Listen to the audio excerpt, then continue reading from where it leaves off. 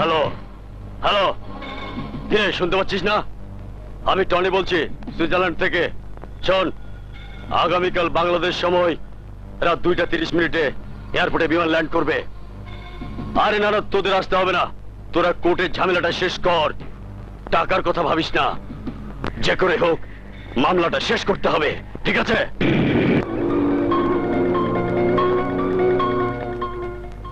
প্রকাশ্য দিবালোকে গার্মেন্টসের সামনে থেকে শ্রমিক নেতা ভুলুকে কুপিয়ে হত্যা করে কতিপয় সন্ত্রাসী। হত্যাকারীরা তার শরীর কেটে 6 ভাগে বিভক্ত করে। নৃশংসই হত্যাকাণ্ডের সঙ্গে জড়িত থাকা 5 জনকে দোষী সাব্যস্ত করে আদালতে মামলা করা হয়। শরীফ, বোখারি, খাজা ও দুলুকে প্রাথমিকভাবে পুলিশ গ্রেফতার করলেও টনিকে গ্রেফতার করতে ব্যর্থ হয়। দীর্ঘদিন পর টনি পুলিশের কাছে আত্মসমর্পণ করে।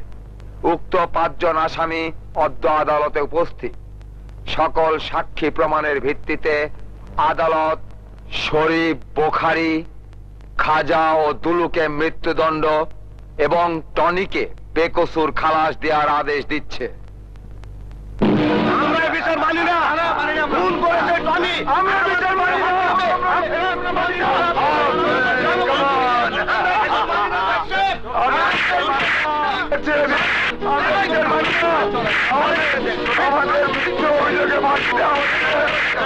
খুন করিনি,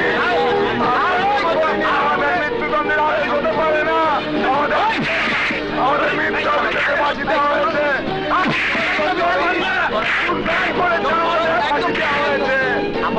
বিচারে কি আপনি খুশি? বিচার ঠিক আছে, তবে একজনকে ছেড়ে দেওয়া ঠিক হয়নি। যাকে ছেড়ে দেওয়া হয়েছে সেই হচ্ছে সবচেয়ে বড় সন্ত্রাসী।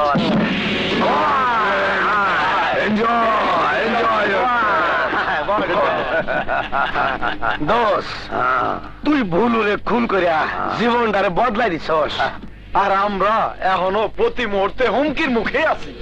বর্তমানে বিদেশে কি কাম করো? ওখানে একটা সংগঠন করেছি। আচ্ছা, তুই তো সাহস করে দেশে আসলি কিভাবে বলতো? বুদ্ধি আর টাকা খরচ করে। বর্তমানে বিদেশে অনেক লোকের আনাগোনা। যদি কেউ দেখে দেশে এসে বলে দেয় তাহলে মহা বিপদ। তাই কেসটা শেষ করে গেলাম। বুদ্ধি আছে। আচ্ছা, তোরা কোনো অবস্থা করিস নে? আগে বলবি তো, ফোন করলেই কিছুক্ষণের মধ্যেই চলে আইব।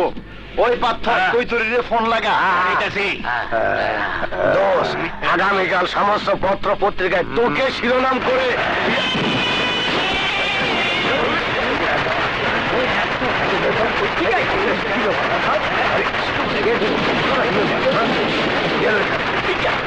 কিছু তো বুঝতে পারছি না।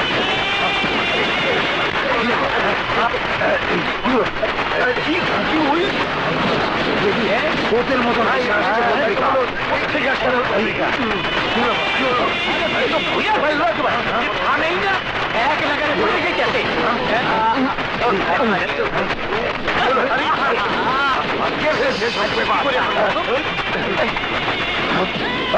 কোন বাস্টার্ড পেপার ফেলছিস? বেরিয়ে আয় আমার সামনে।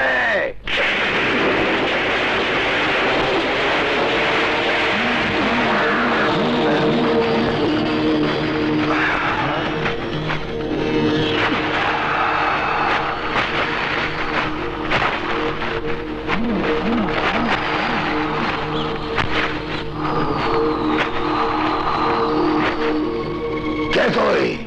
নাম আমার মায়া, ইমানদারের ছায়া। তুই খুন করে রাঘব বোয়ালদের হাত করে দেশ থেকে পালিয়েছিস। আবার সেই রাঘব বোয়ালদের সহযোগিতায় দেশে এসেছিস নিজেকে নির্দোষ প্রমাণ করতে। কি করে ভাবলি প্রতিবারই বেঁচে যাবি? তোর অপরাধের বোঝা এত ভারী যে অনেক আগেই তোর মৃত্যু হওয়া উচিত ছিল। তুই যতভাবে মানুষ খুন করেছিস তার একটি নমুনা বল, আমি তোকে সেভাবেই মারবো। চুপ চুপ, অনেক বলেছিস। তুই এখন দেখবি তোকে কিভাবে খুন করি।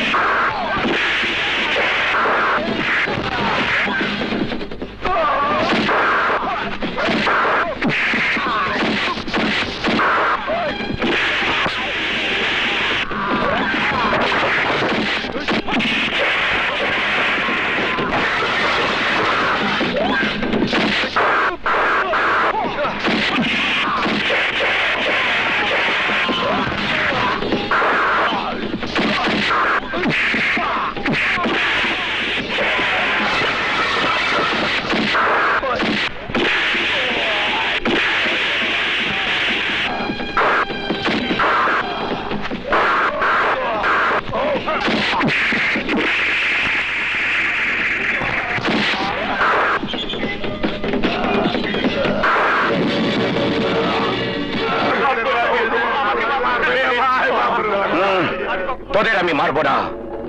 আশা করি ওর মৃত্যু দেখে তোরা ভালো হয়ে যাবে।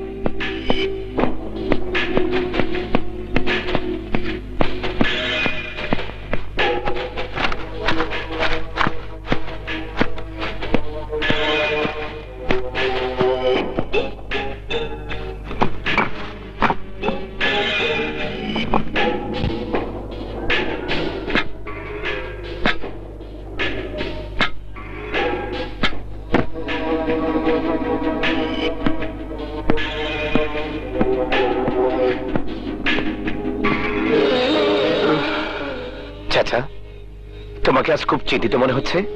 হ্যাঁ রে বাবা, সেই ছোটবেলায় তোকে পেয়ে, তোর জীবনের নির্মম কাহিনী শুনে তোকে আত্মগোপন করে রাখার জন্য আমি সংসার করলাম না। আমার জীবনে যা হবার তা তো হয়েই গেছে।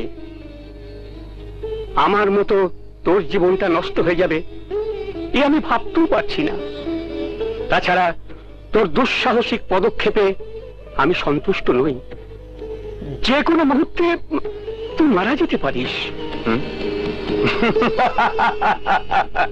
চাচা, তুমি আমাকে নতুন কথা শোনালে।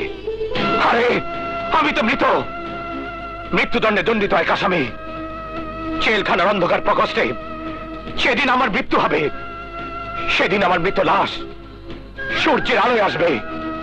সেই জীবনের মায়া করা বোকামি ছাড়া আর কিছুই না।